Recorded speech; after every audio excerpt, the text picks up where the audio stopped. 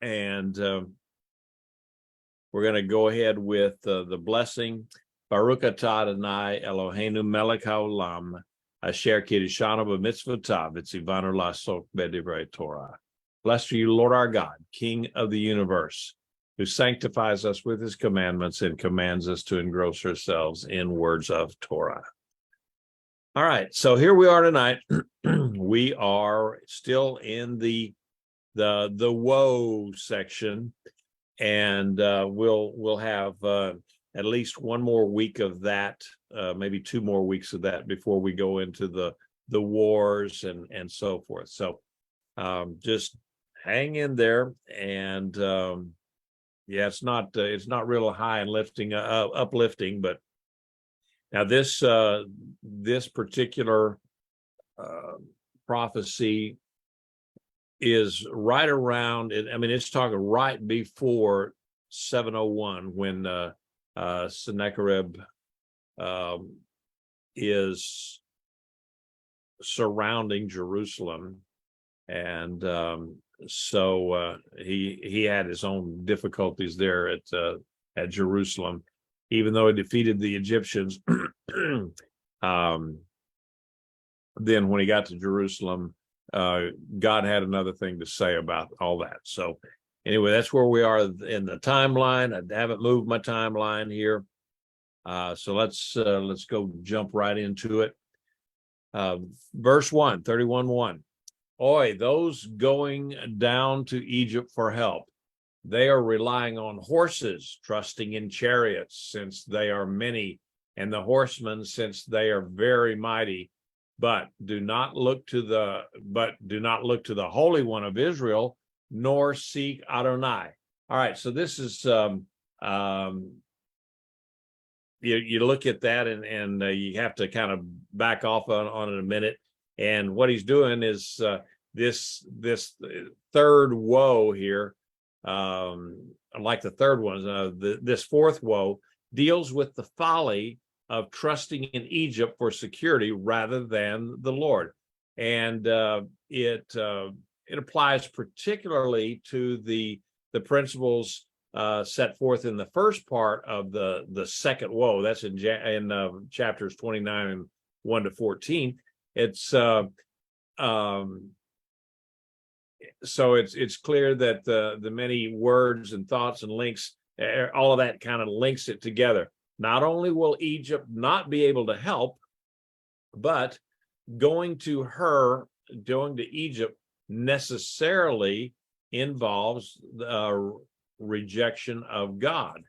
And Judah, then,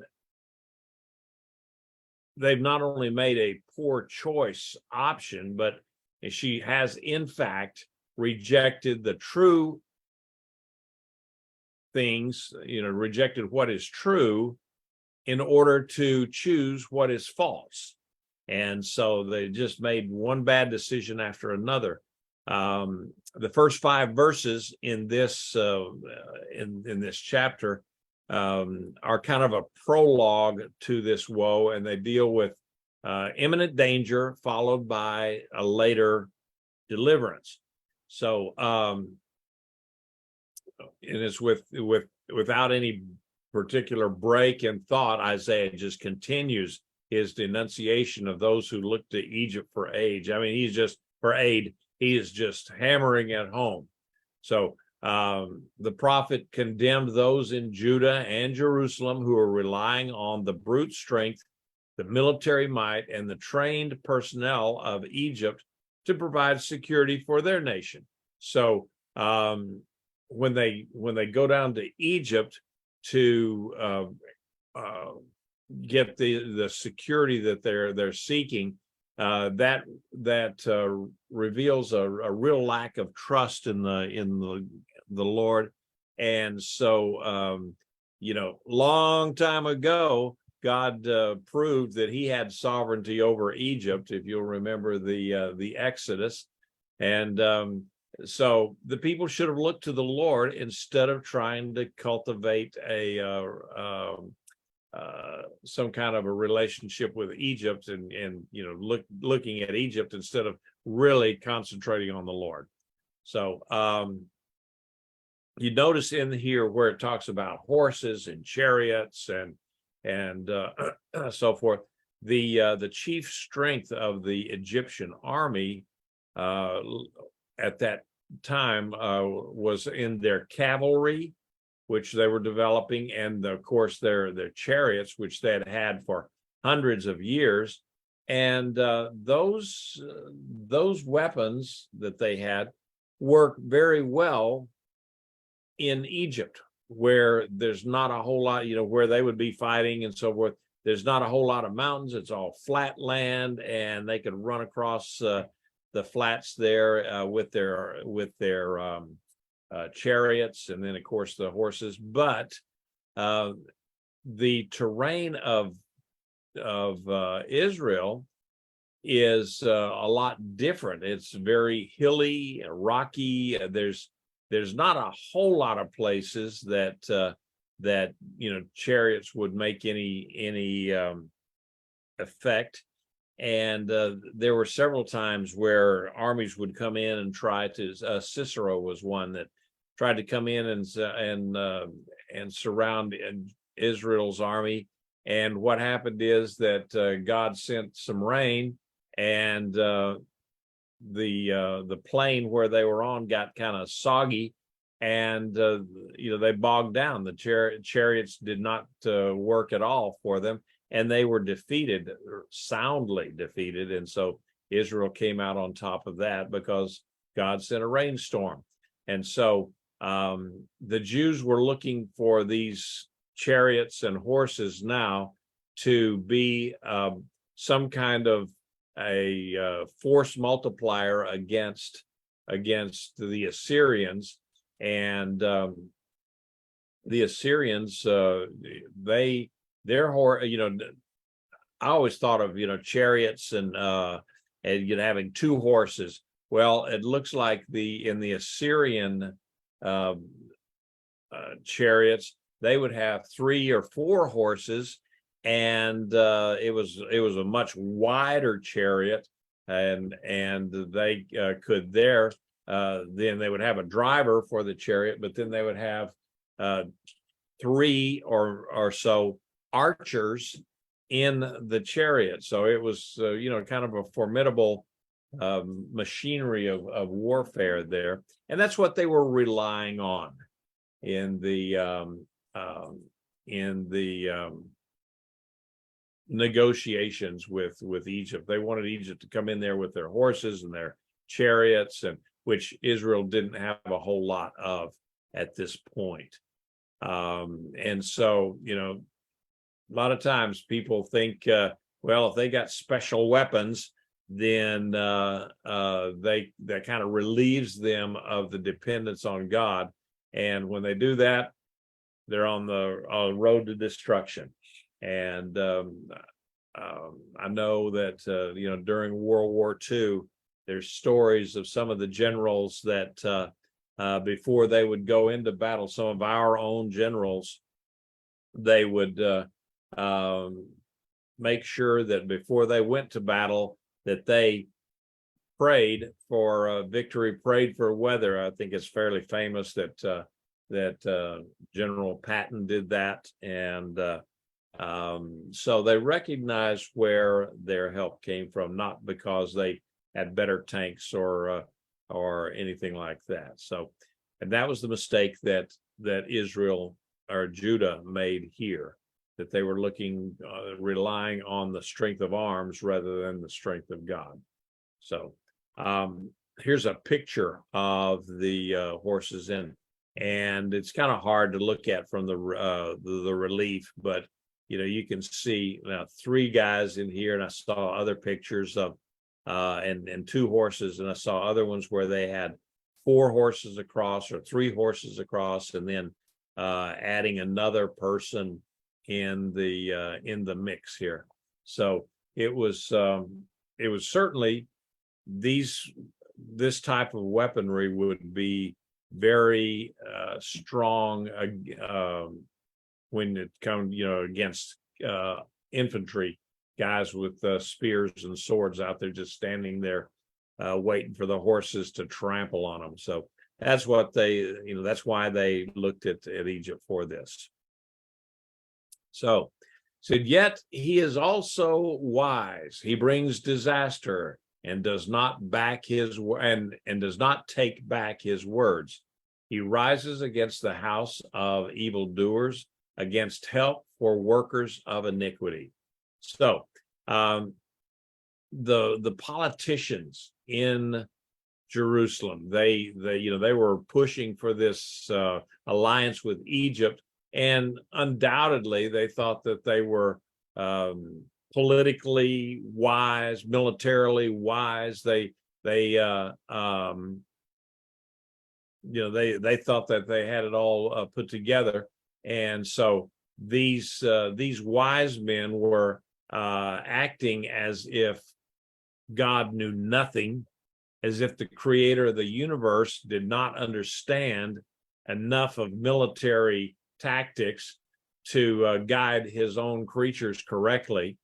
But Isaiah, in irony, pointed out that the Lord who purposed, he made disasters for those who refused to trust him, was really the true wise one. And he would be faithful to his word. God never goes back on his word, and he would oppose the evildoers, but it was going to come at a time when there would still be judgment for Judah. And the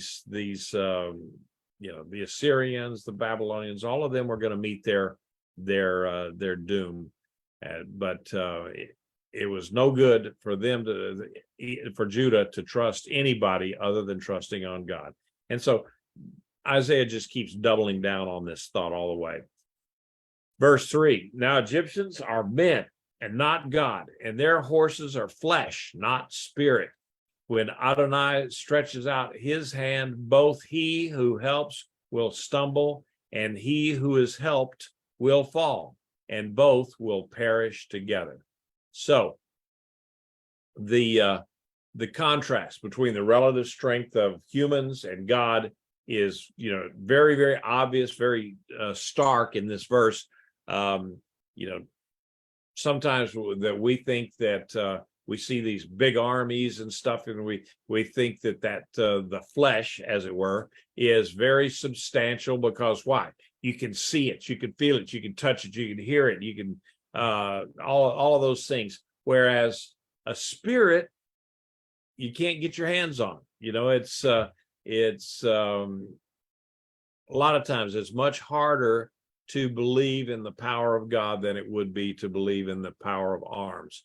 And so this is again one of those cases where Judah is just so far off the mark, and God was going to stretch out his hand in a powerful judgment to defeat the helpers being Egypt, and as also the ones who are being helped, which was Judah. Why? Because they trusted in human power rather than in God. So reliance on Egypt is once again sarcastically represented by Isaiah as reliance on horses, as opposed to reliance on God. So in the end, both of them will fail. It just does not work out well for them. Verse 4 and 5. Thus says Adonai to me, as a lion or a young lion growls over its prey, though a company of shepherds is called out against him, their voice does not disturb him, nor does their noise upset him. So Adonai Zvaot will come down to fight on Mount Zion, on its hill, like hovering birds. So Adonai Zvaot will protect Jerusalem. By protecting, he will deliver. By passing over, he will save. So here's a powerful verse here. The Lord told Isaiah that he was going to be like a lion, and also another like a bird to Judah. Okay, what about the lion? The lion goes out, and I don't know if you've ever seen pictures, or videos, movies of lions where they're focused on their prey. Boy, they home right on in on it. And even the cameramen that are shooting these pictures. There was back when I was a kid, there were a couple of shows. That one of them called Wild Cargo, and another one called Wild Kingdom. And I remember the sponsor was Mutual of Omaha, and they would show these pictures of these lions, and boy, they would be just creeping. I know those those programs. Yes, indeed. And the lion is creeping up there on this gazelle who is just clueless, the lions just had that singleness of purpose. And so God was saying, I'm going to be that lion. I've got a purpose, and I've got a focus, and nothing is going to be able to decimate the Judahites and the shouts of these Egyptian shepherds and the Judahites that were hired to protect them would not scare off God. He is focused. He's moving right on in. Then the second example, of course, is like a bird that protects its young from other animals. And I don't know if you spend any time out, some of you, maybe most of you, don't live out in the country, and so you don't see this very often. But if you raise chickens, like we did, but you'll see that old mother hen gather the chicks up underneath her, and then sometimes you'll see a hawk up in the air. And what's happening is there's a little bird that hawk was going to try to get some chicks that are in the nest. The little they're little. I guess you call them chicks, even if they're songbirds.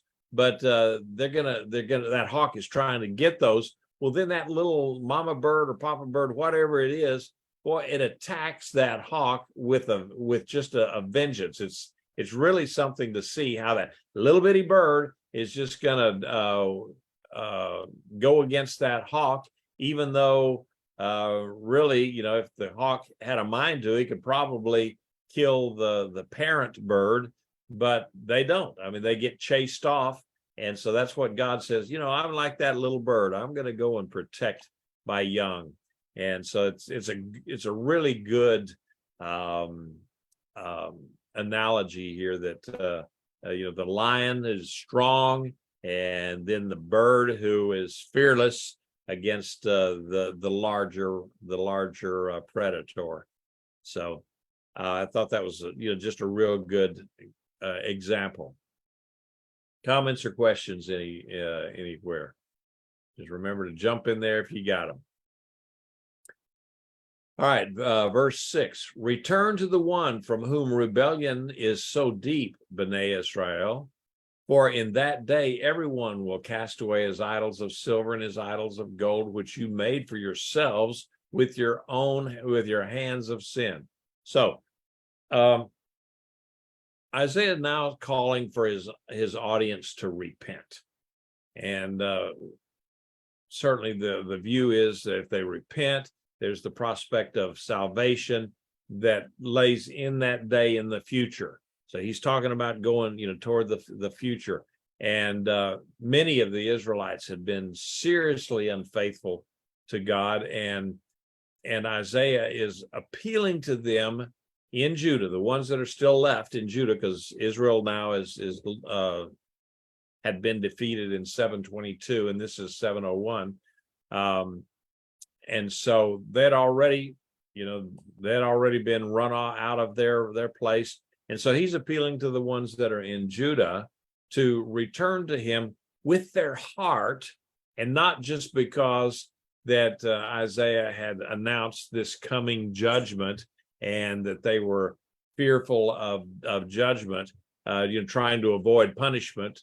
He's calling them to come back, with your heart, with true repentance. In Hebrew, it's called teshuvah. And so That's what he's calling for, because in that day, when that happens, when the judgment comes, all those idols that they've had for all these years will be worthless. They'll be useless. They will be something that they'll just toss aside, because they'll look at them, even though they're silver and gold. What good is silver and gold when you've got the enemy with his boot on your neck and fixing to kill you? It doesn't. It just doesn't help. And that's what Isaiah is telling them. So this is pointing to that on that day, it has two aspects. One where, okay, the judgment has come and they throw away their idols. The other side of it is the judgment has come and now they've thrown away their idols because they've learned their lesson. And I've said quite a few times that the coming exile through Babylon, now that would have been in 586. It started in 605, but then in 586 BCE, when the temple was destroyed and they went into exile for 70 years. When they came back, they left their idols somewhere along the line, along the way, and they never picked up idolatry again as a nation or as a people. And that broke them of idolatry. And that's Isaiah saying that here now, that okay, eventually you're going to throw those idols away because you'll recognize that they are useless. There's nothing to them. So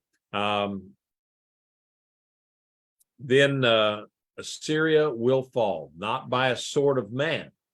So a sword not of man will devour him, and he will flee from the sword. His young men will be put to forced labor.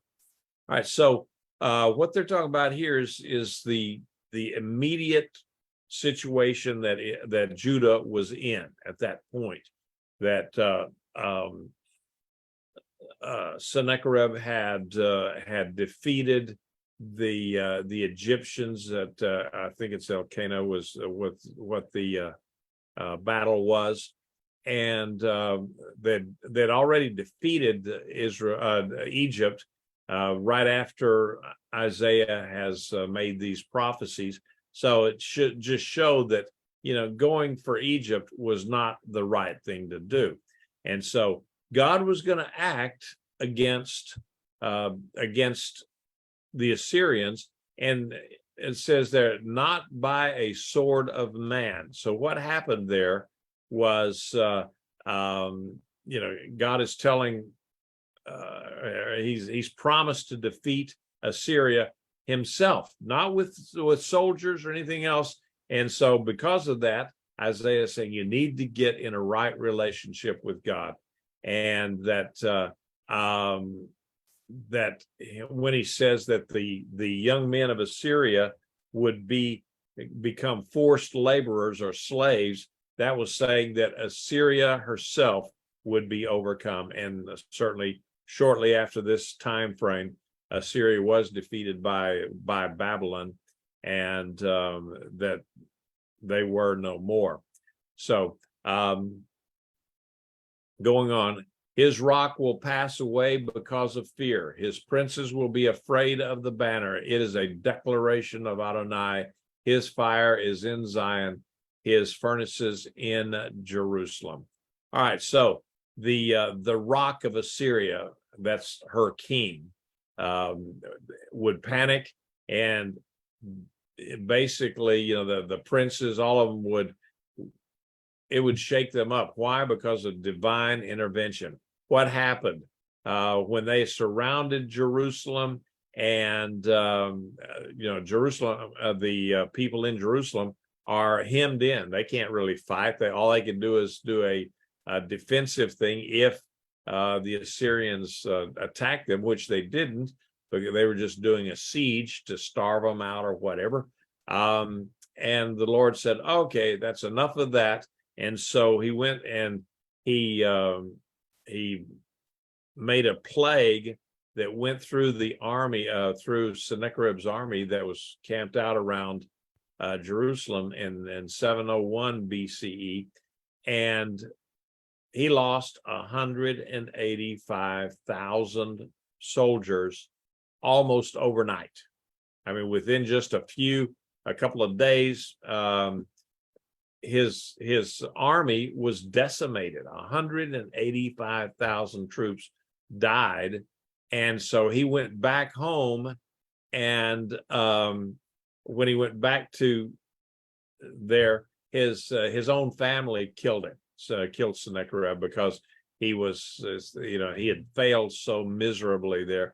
Well, how could he stand against what God was going to be doing? So there's, I don't know, you see these little cards that people have, those little promise cards. You pull out a promise card or whatever. And one of them said that faith is living without scheming. And so that's what Isaiah is trying to tell Judah and Jerusalem. And that's what he, obviously he's telling us today the same thing. It's just as real today. It says, just put your faith in God. And, a lot of times he doesn't need any help. He can do it all. And he doesn't really need our help unless he just wants you to do something. And in that case, then go for it. But God is so powerful, he does not need our help, folks. All right. So we're at chapter 32 here. Any comments or questions so far? Okay. Behold, a king will reign in righteousness, and princes will rule in justice. So, having introduced this eschatological day of the Lord, okay, the end time day of the Lord, and the interim day of the Lord, which was, this part where Sennacherib was defeated, Isaiah then started to reveal more about these times. He contrasted the king of the Assyrians in 31:9. He had contrasted that king to what?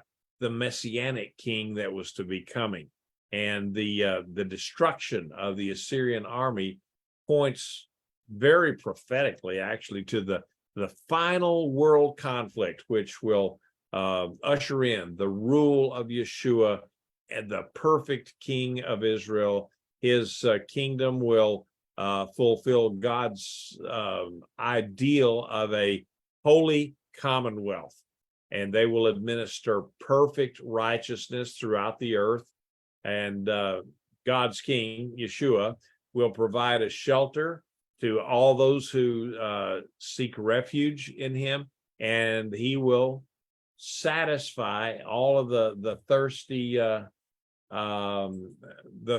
souls, that with living water. Yeshua says, any man comes to me, if you're thirsty, I will give you living water. And so it's going to be quite a time. We're going through in one of another Torah study that we do on Saturday and Tuesdays, two separate classes. We've talked about the idea of the millennial reign and what that's going to mean to us today as believers, and how our lives are going to be changed so greatly because of that. And it's just really interesting or fun to think about that. We who are believers, our bodies will be changed into incorruptible bodies so that we won't ever face death again. And we're going to be alive for that 1,000 years. And it said that Yeshua is going to reign from Jerusalem. And he said he's going to rule the world with a rod of iron. Now, that means that he's going to be very strict with when it comes to God's laws, and you won't have any of this foolishness now of Pride Month. You're not going to have that in the millennial period, because that kind of behavior will not be tolerated anywhere in the Messiah's kingdom. And said his rulers, the ones that rule and reign with him, are going to rule and reign with righteousness, with justice, always doing the right thing for the people rather than doing the right thing for themselves and, being able to make themselves millionaires because they know what legislation is coming. So then they know what things to invest in. And, the people that $175,000 a year salaries, in a few years, they're multi-millionaires. Well, that you're not going to see that in the millennial reign.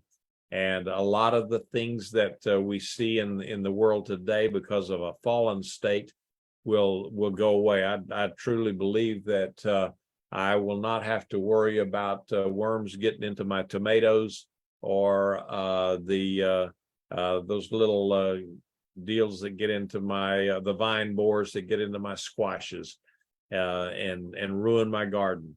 And so I'm kind of looking forward to that day, just in that regard myself. So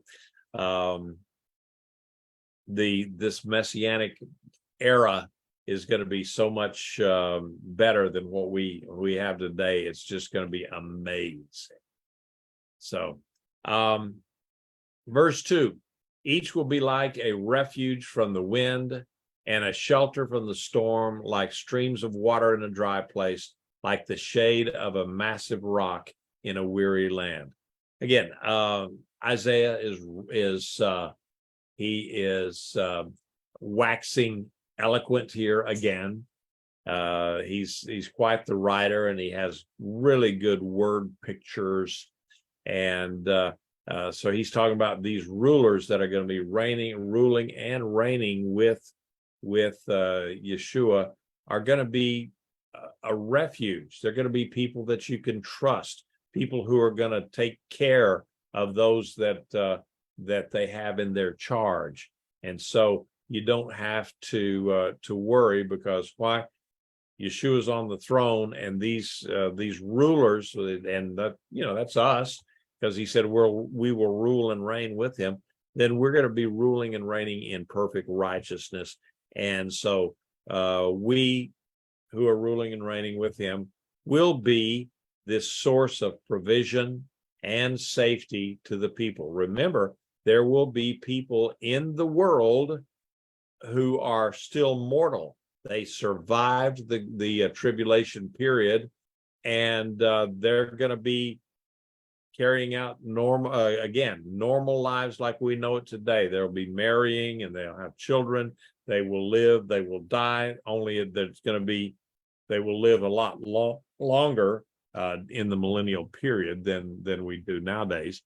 But there will still be mortal human beings in the millennium, and some are probably going to accept Yeshua, and others will not, because we know at the end of the millennial period that Satan is released, and he deceives them, and they rebel against God's rule and the rule and reign of Yeshua.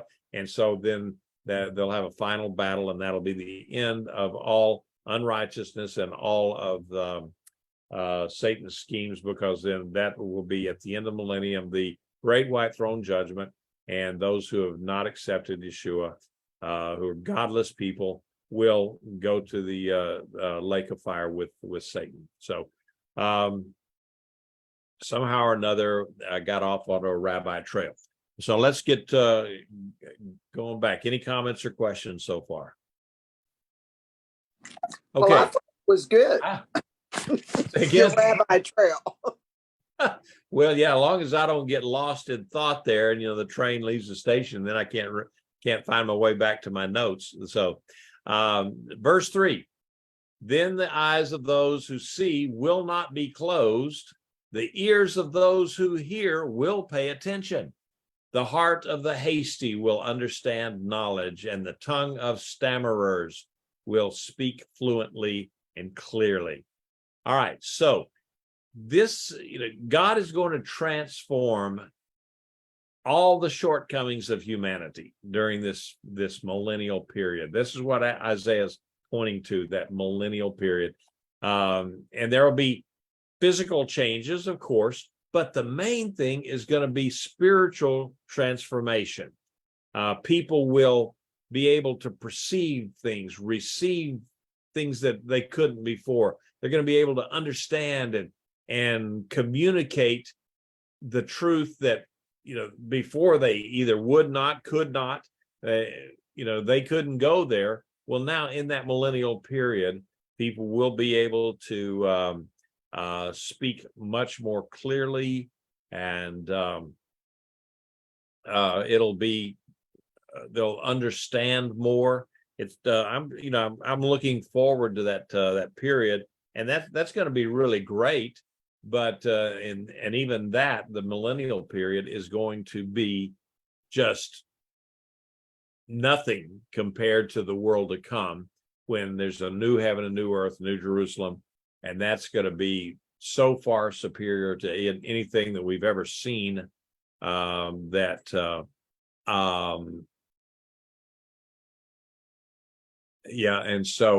the Rich is saying that verse 32:2 reminds me of an old hymn of the church called "A Shelter in the Time of Storm." Yes, I remember that song.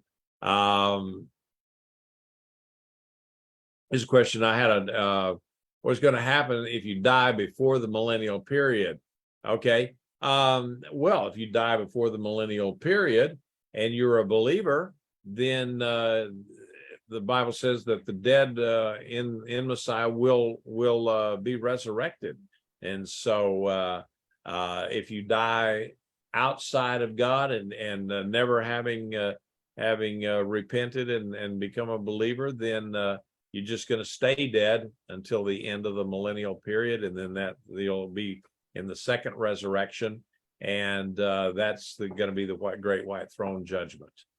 So anyway, that's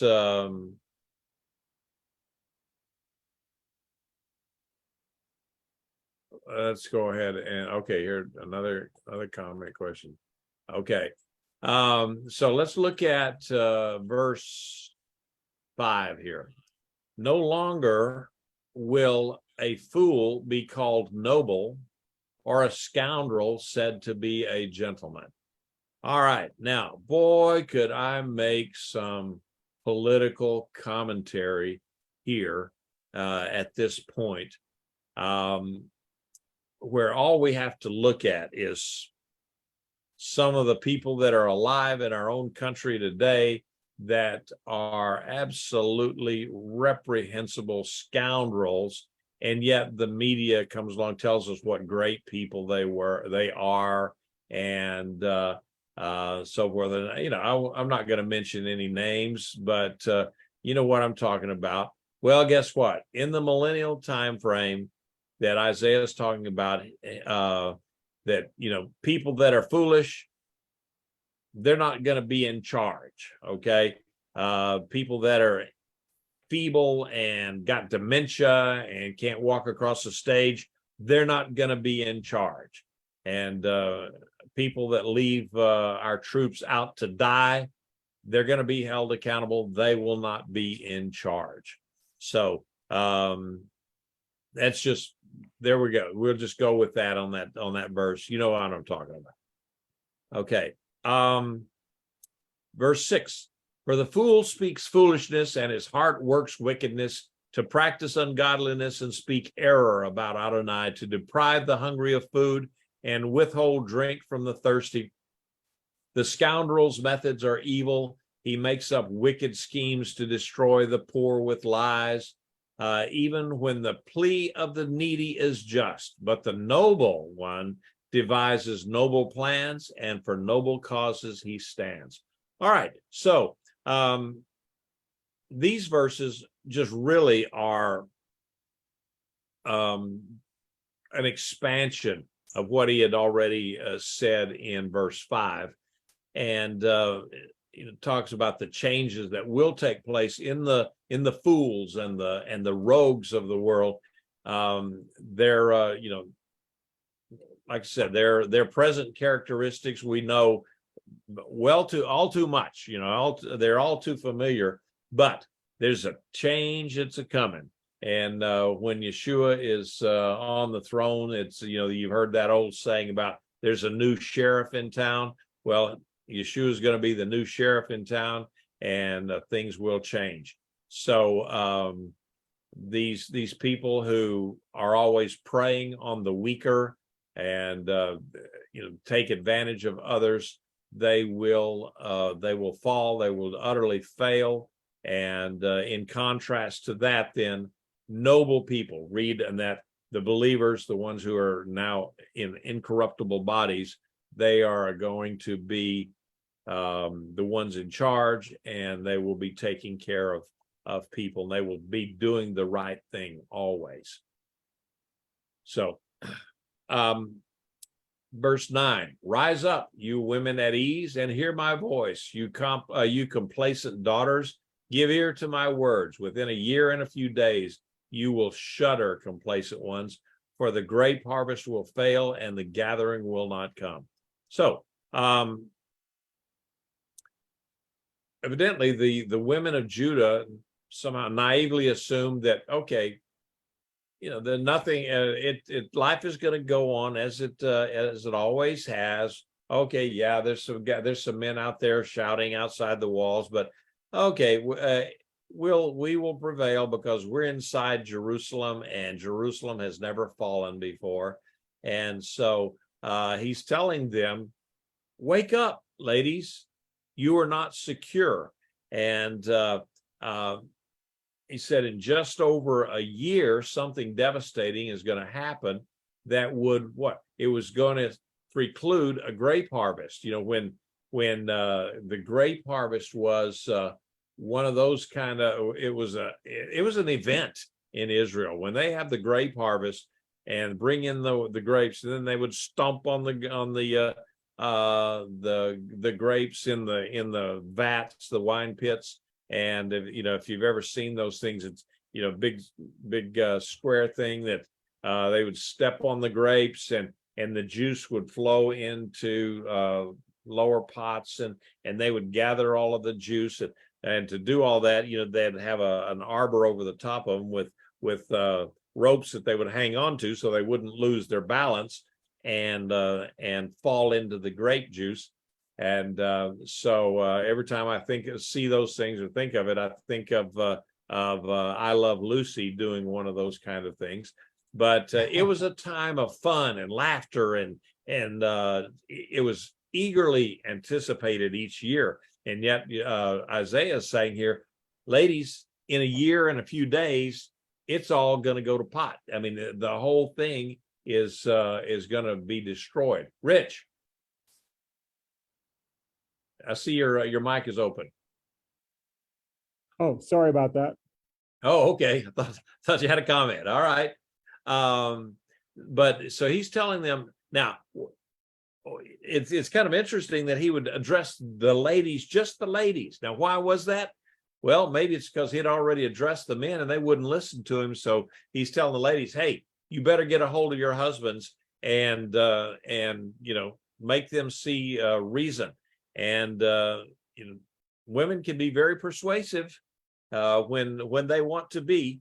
And so that's why he's going for the women there. And it's one reason, it's a thought that I had as to why he's going to the women, was because the men wouldn't listen, and a lot of times the men will listen to their wives, especially if they are very persuasive, and women can be very persuasive.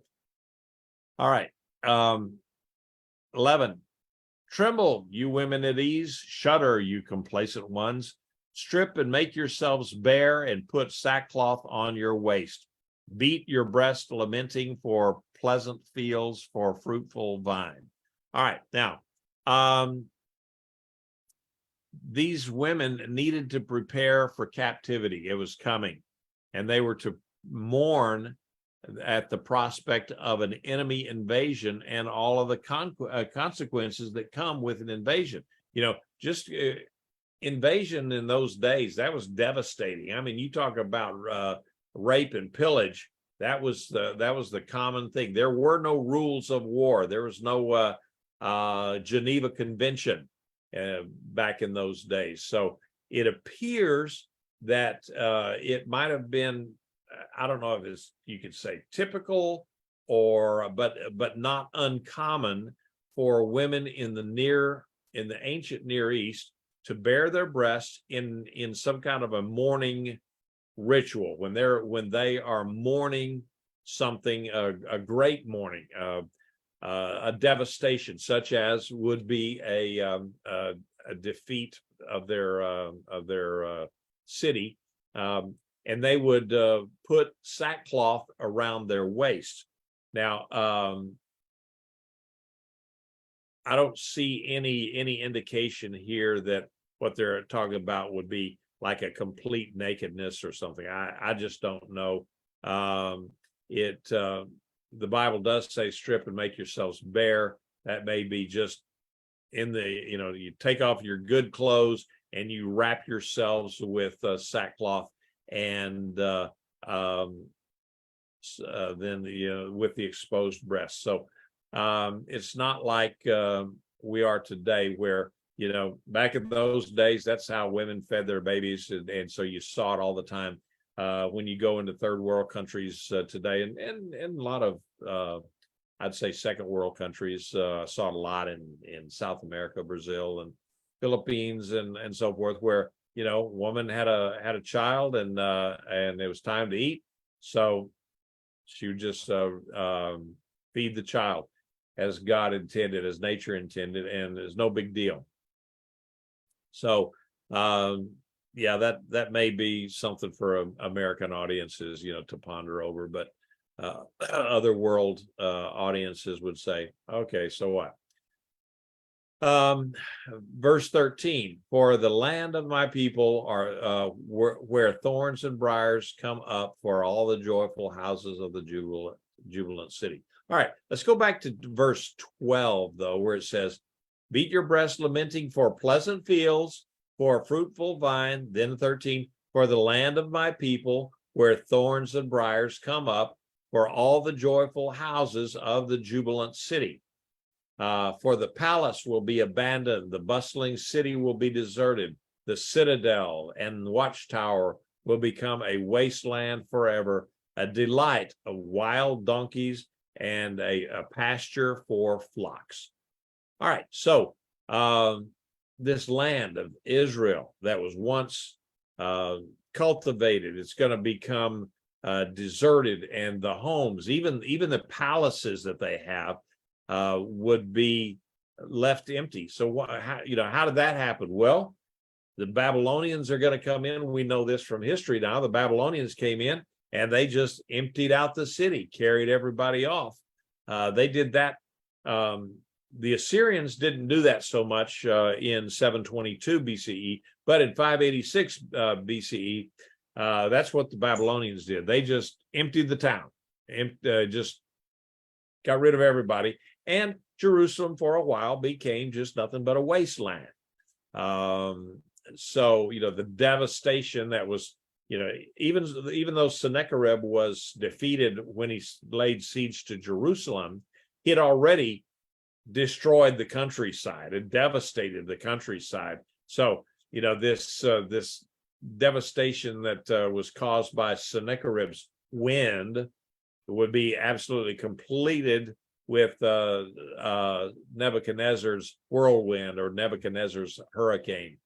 So, but it was still, there's 115 years between the destruction between Sennacherib's defeat and then the destruction of Jerusalem by Nebuchadnezzar. 115 years.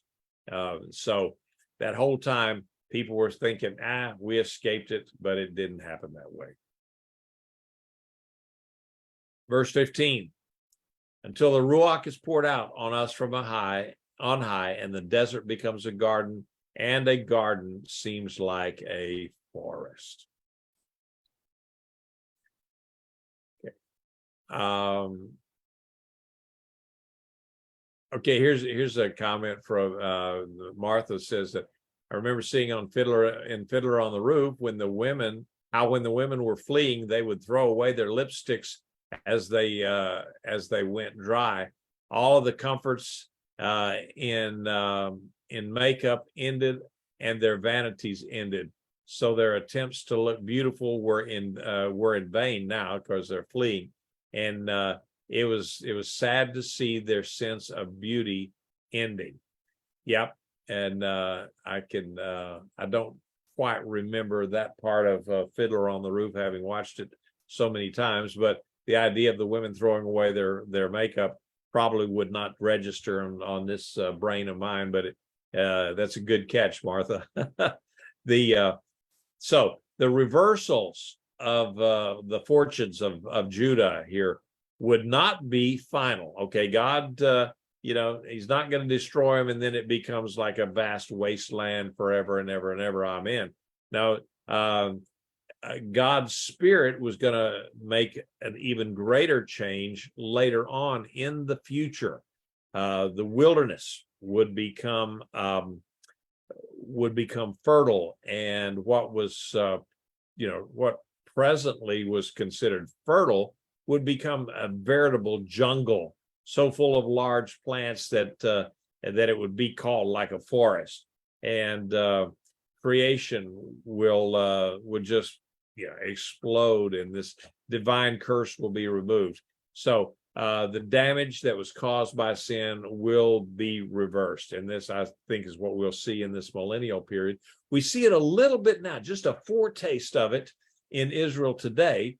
When you look at some of these places, and it just was always amazing to me when you drive out through the places in Israel where back in Mark Twain made a trip to Israel back, whenever he was around. I forget what years it was, but probably late 1800s, early 1900s. And he just looked at it, and he just says, "This is such a desolate area. It says, I don't see how people could ever live here." Well, you go through it nowadays, and Israel feeds a lot of Europe. Their agriculture is just out of sight in many cases, and that's just a foretaste of it.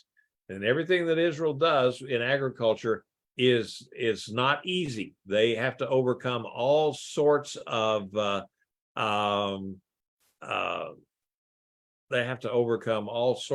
difficulties and so forth.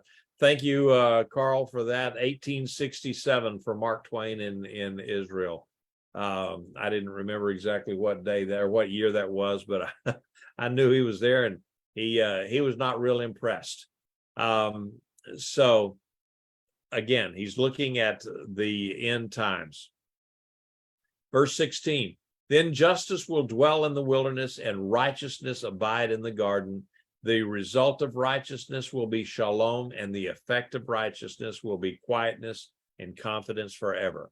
All right, so again, in the millennium, justice and righteousness will be everywhere. The effects of this righteousness will be peace, rest, security, and this will come about because why? Because there's going to be lots and lots of people that are going to be right with God, and so this is just going to be an amazing time frame. So like I said, I'm looking forward to that just greatly, to see what the changes will be, and we just can't even imagine it. Verse 18, my people will live in a peaceful place, in secure dwellings, quiet, resting places. Okay, this is in so much contrast to the way they were living at that time, the way that they live today. If you you go to Israel, and it's a place where you never know. I mean, you still have to be aware, and because you never know what what's going to happen next, who the enemy really is. It's not secure. Sure, you live in a house and it is relative security, but always some kook with a car or a gun or a knife or something is going to want to go out and kill people just for the heck of it. Back in the day, we used to call that low intensity conflict, or a lick environment, that we would call it. And was sent to some countries that, there was a war going on. It's just kind of bubbling underneath, but there was revolution going on, war going on, and we were there. And again, the bad guys didn't wear uniforms all the time, so you never knew where it was coming from. And so that's the way Israel lives now. But in that day, there's going to be a time where they're going to be totally secure and peaceful, and it'll be quiet and resting. So that at that point, Israel will be truly secure.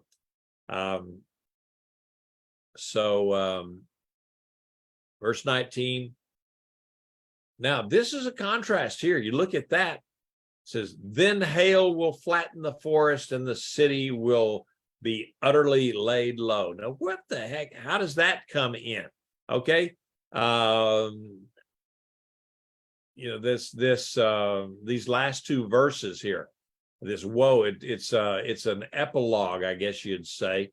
Here, it's an abrupt transition or change from the present terror to the future tranquility. So judgment and glory both lay ahead for the Israelites, and it was a time for them to choose to return to the Lord, or God had, he's projected this distant future as well as just an immediate future. So he says, okay, the distant future is going to be peace and security. The close future is going to be destruction. Hail will flatten your forests, and the city's going to be laid low. So what's being laid low? Maybe it would be that, of course, the city refers to Jerusalem. The forest is soldiers, and Jerusalem could also mean humankind, mankind in rebellion against God. And at the same time, it could also be that Assyria is going to be flattened and defeated. But oh yeah, what about Israel's pride? That's going to be flattened too. That's going to be one of those kind of things. So then back to verse 20. Blessed are you, sowing by all waters, letting the feet of the ox and the donkey range free. So the residents, the final result. Okay, the residents of the land in this distant future are going to enjoy the best existence. It's represented by a pastoral setting, and I can understand that. To me, one of the finest things that I like to see when I'm driving around Texas, there's some places that when we drive between here and Dallas or Texarkana to see my kids, there's a few places that, they're just so beautiful because they are lush green pasture land, and you got cows grazing on them everywhere. Now, to me, that just doesn't get any prettier than that. And that's just the old Texan in me, I guess. I like to see cattle grazing out on the range, that pastoral setting. And so this is what Isaiah is talking about. That's the ultimate of peace, is where your cattle out there, your sheep, your goats, and whatever, the donkeys not so much, but they're out there eating, and they're fat, and they're content. And so this is ultimately what will be happening in the millennium. In the near future for Judah, they're going to have to go through some hardships. Now, they're going to have a measure of deliverance, because they did do a little bit of repenting, and Hezekiah put his trust in God, but so they had a little reprieve there for a little while, but eventually, Israel just kept on their downward spiral, and then they were totally, defeated in 586 by the Babylonians.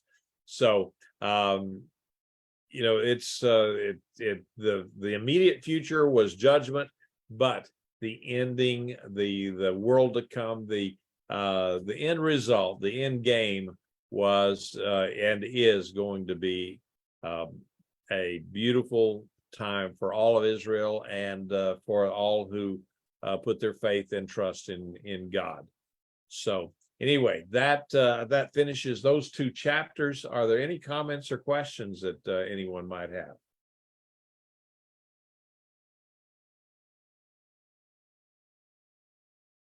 Oh, wow. Okay.